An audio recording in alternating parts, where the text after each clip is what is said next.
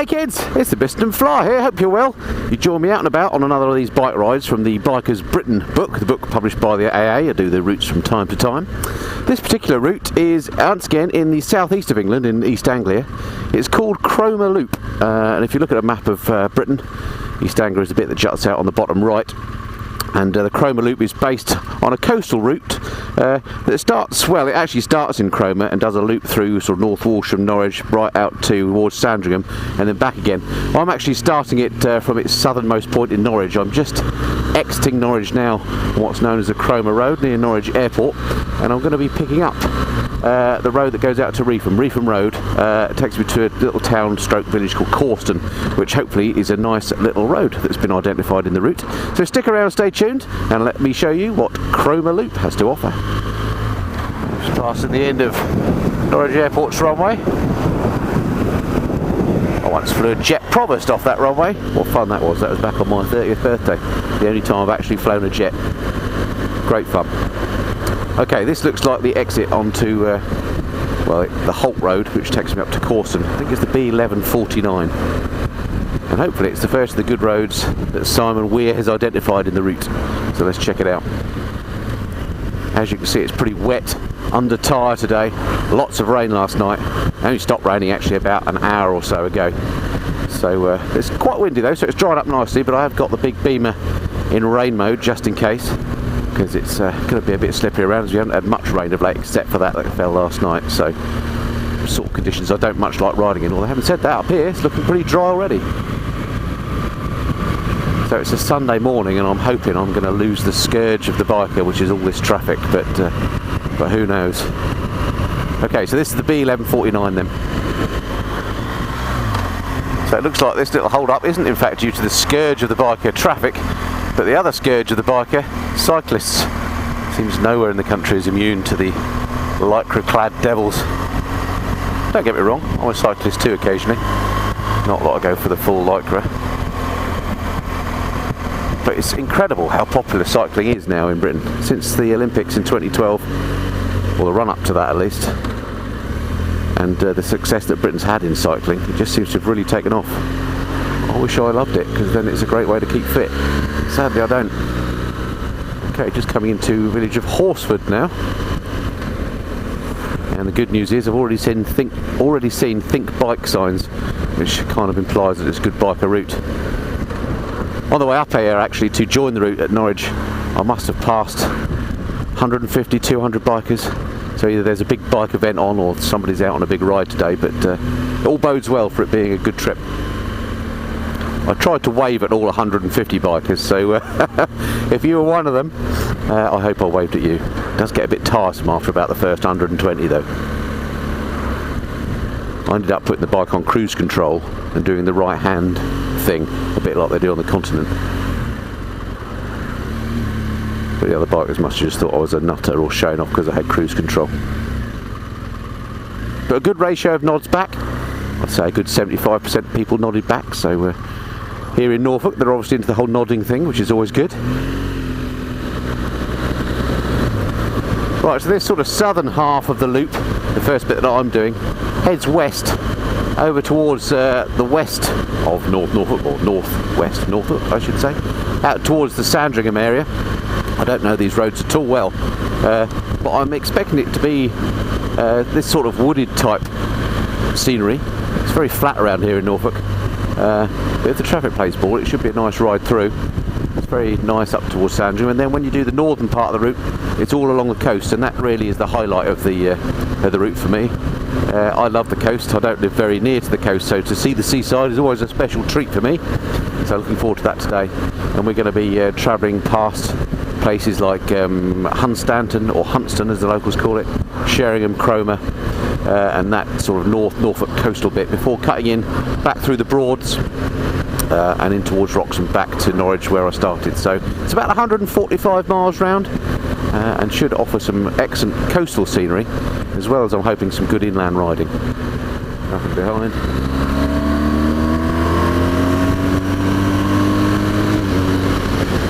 Marvellous, that's more like it. And thank you Simon Weir once again, looks like you've chosen a great road.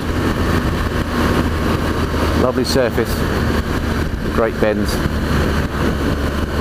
and the sun's out now. All is well with the world.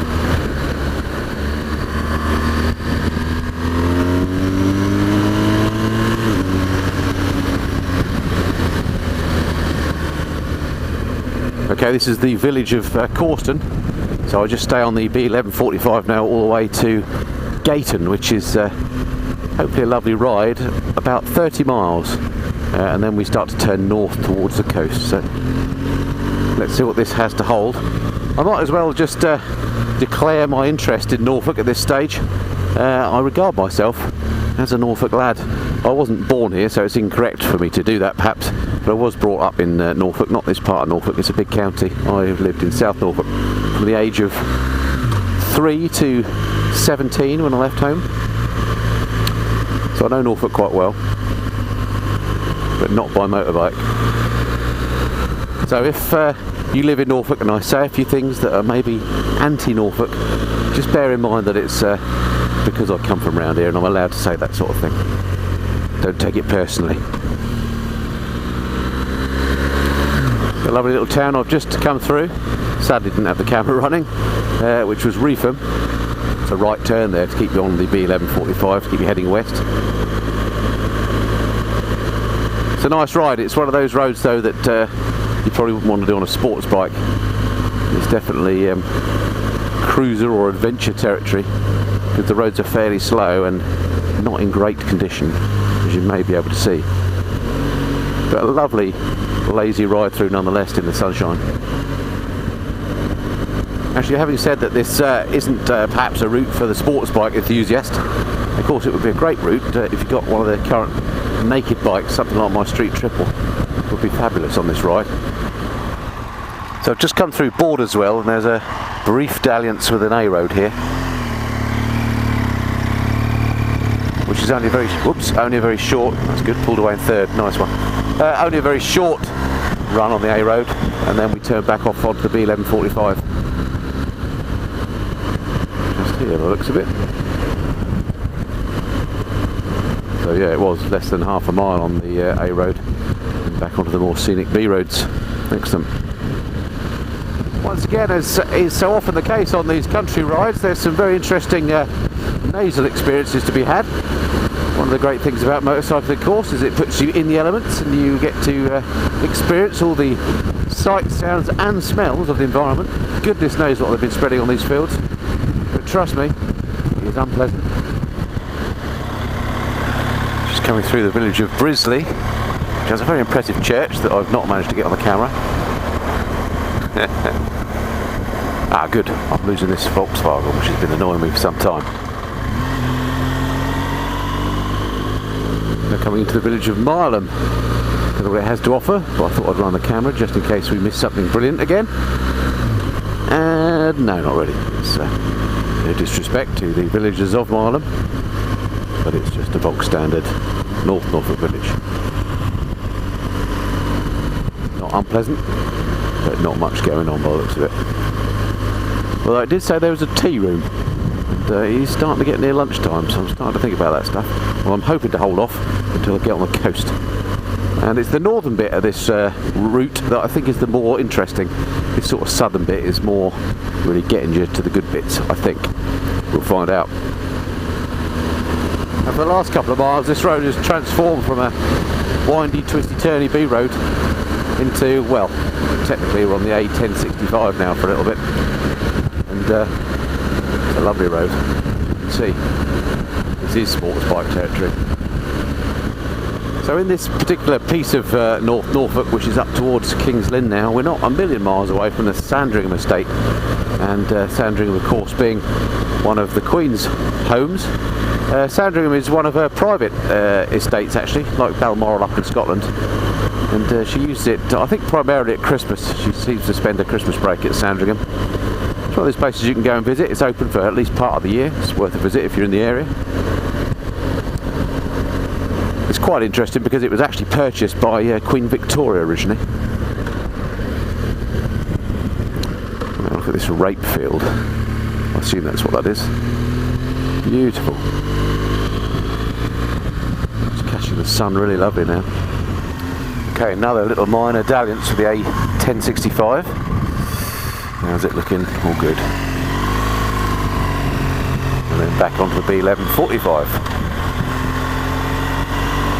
to regain Simon's route. We're at 8 miles now from Gayton, and then we'll turn north to start to head up towards the coast. Well, this is a splendid undulating section of the route. Great fun. Blessed with no traffic. There's a little wind turbine up there on the hill. Don't know if you can see it on the GoPro. Absolutely whipping round. Quite a windy old day. Presumably they have a upper limit of wind speed that they can run to. Well, there's a number of them here. An enterprising farmer. Not only does he do pigs, my word, look, a vast pig farm. There's a bit of self-electricity generating, obviously. Why not?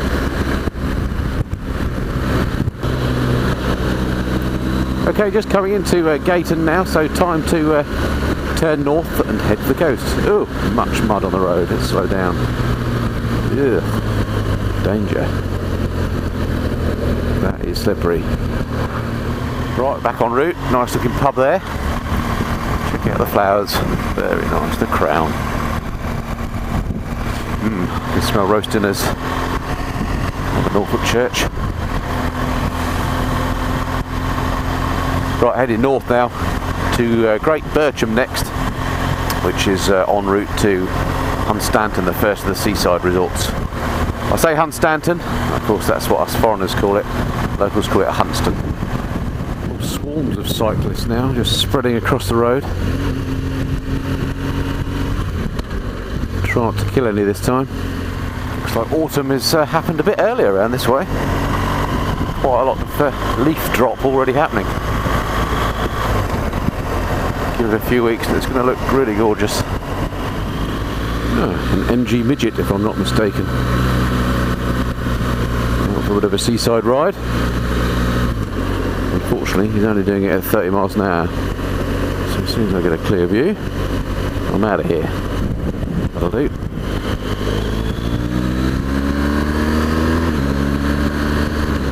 See you down there. And another cracking road. This is the road to Great Bircham. I'm afraid I haven't got time to put my head down, look at the map and see what B road designation it is, but it's definitely one on Simon Weir's route. And it's lovely. Now it's nice and dry. The sun's out. But just glorious. Swooshing through these. Well, they're not lanes actually, they're quite substantial roads. The surface is quite nicely maintained. There's not an awful lot of traffic now, so I think the main traffic is stuck into that A road. So it leaves these free for us motorcyclists to enjoy. Check out this road. Don't you just love it when they unfold in front of you like that? You can see exactly where you're going with no traffic coming the other way. Brilliant.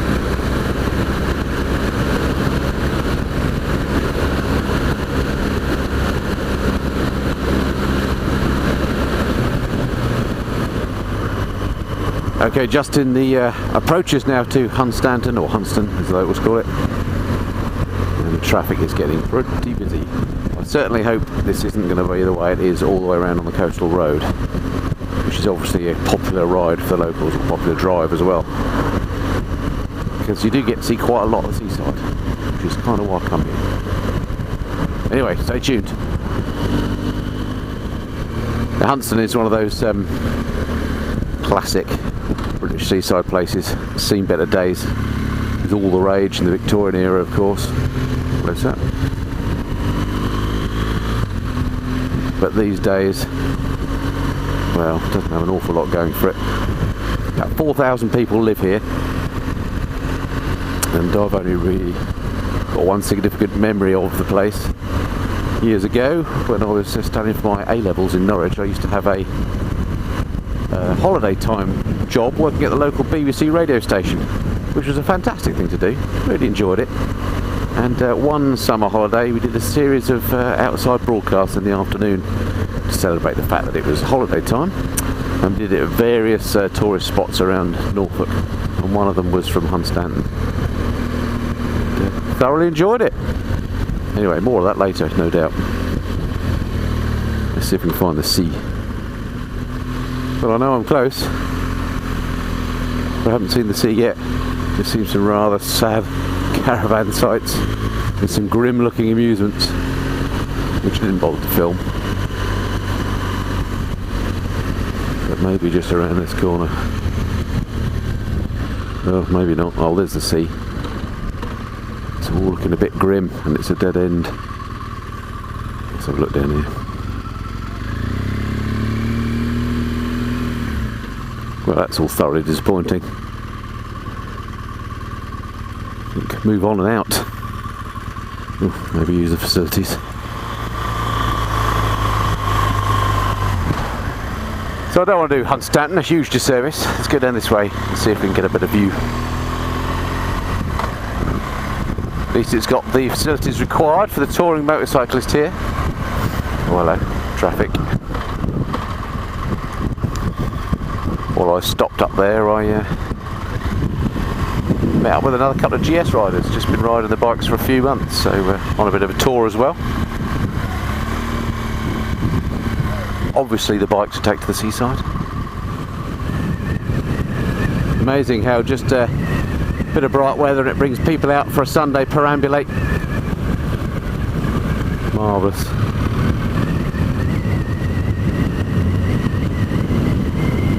Massive wind farm out to sea there. I don't know if the GoPro picks that up, but there must be, well, several hundred wind farms out there, or turbines I should say, out there.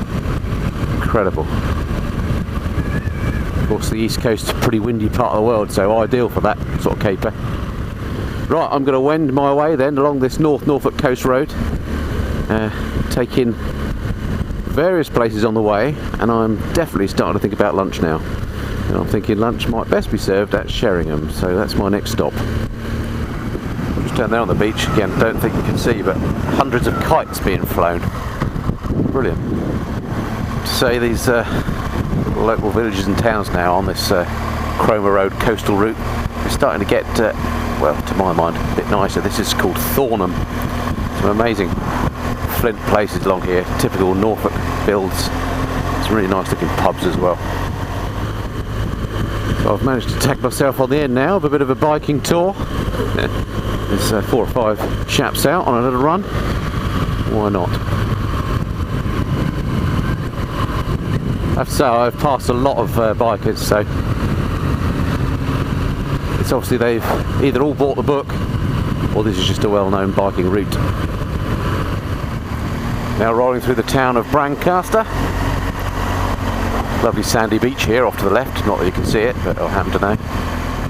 Just saw a sign that said next left to harbour. So I quite fancy finding that. It's a place called Brancaster Staithe. I don't actually know what a Staithe is, although somebody might be able to tell me. So I'm going to lose the bikers. Cheerio chaps. Let's go and have a look at the harbour. Was this worth doing or not? Maybe not. Looks like the tide's out. Bit of a classic North Norfolk site though. So, there we have it. Brancaster Harbour. Not quite what I imagined as a harbour, more of a mud flat with some stranded boats, but nonetheless, it's got a certain Norfolk charm. And check out that sky. Incredible. Right, back on the road. Once again I find myself off-roading on the GS. Let it never be said that I don't take it off-road. Okay, back on the Cromer Road, the coastal road, takes us all the way to Cromer, which is some 35-40 miles distant. Let's see what else it's got to offer us. We're just coming up to this little settlement here, not sure what it's called, but there's a windmill just nestling here. See if we get a better view of it. Norfolk has an awful lot of windmills, mainly, well, I call it windmill. In fact, they're normally wind pumps used to control flooding because it's a very low-lying area. Actually, there is a mill there as well. Look. Very low-lying area and subject to flooding. So a lot of windmills were built to help control that part of flood defence mechanism. Where's it gone? There it is. Look at that. Splendid.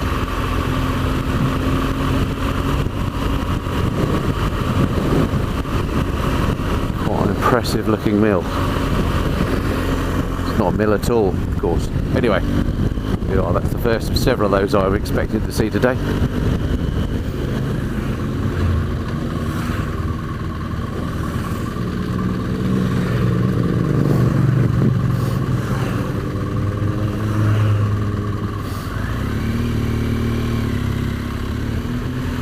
Biker Central here today. Hello. Hello. Harley boys are out, keeping a safe distance from the GS crew.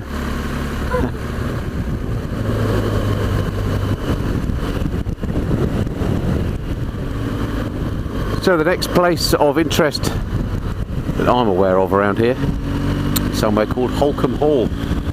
It's another stately home. It's a Palladian style stately home. I think that means it's got big pillars at the front of it, and I think it's a National Trust one, but it's one that you can certainly go and visit. I remember again as a lad growing up in Norfolk that Holcombe Hall was a popular school trip, although personally I don't think I've ever been. Anyway, that's around here. In fact, there's a sign for Holcombe Hall on the right. There's some of the associated buildings. Oh, hello ladies. Gosh.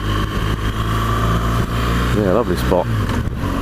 Something about it makes me think I should be staying there, but anyway, we'll move on. I'm just going to take a slight detour here off the route, just to go down to a place called Wells next to the sea, which again holds lots of great memories from my childhood. Used to come to the seaside here, and there is a bit of a quay which I'm hoping I can sort of ride down, although I may be wrong, my memories are slightly faded. So this is Wells and the quay that I had in mind. I remember that building ahead that goes sort of across the road from my childhood. Very busy here today.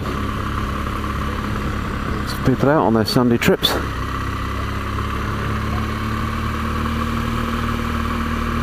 Splendid. No idea what that building that goes across the road used to be used for. Presumably loading ships, but fascinating. Right. Hopefully I can go back and pick up that coastal road onwards to Sheringham for my lunch stop. Right, back en route from the book, and this Cromer road has turned into once again a brilliant fast winding road, which is what I'd hoped. It's well worth coming up here just to do this road. It explains why I've seen so many bikers, I guess.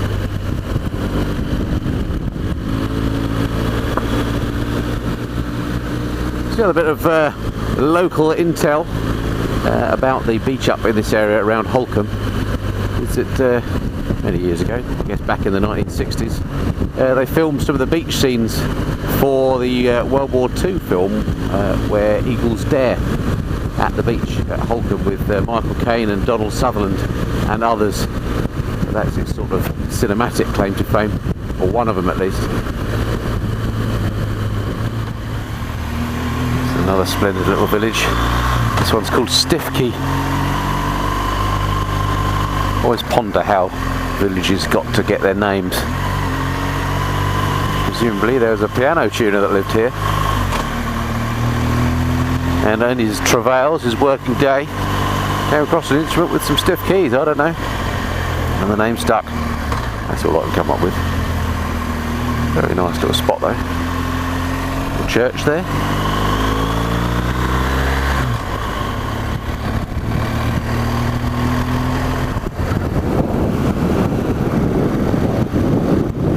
Spot.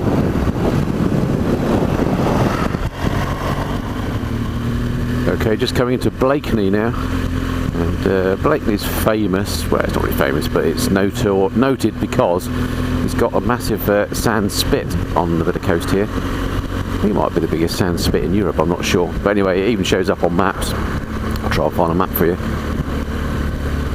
And it's great for walking out if you're again interested in bird watching. It's a great place to go and watch birds of the feathered variety. There's a quay here as well. I think I might just turn down there and have a look, see if I can get a view.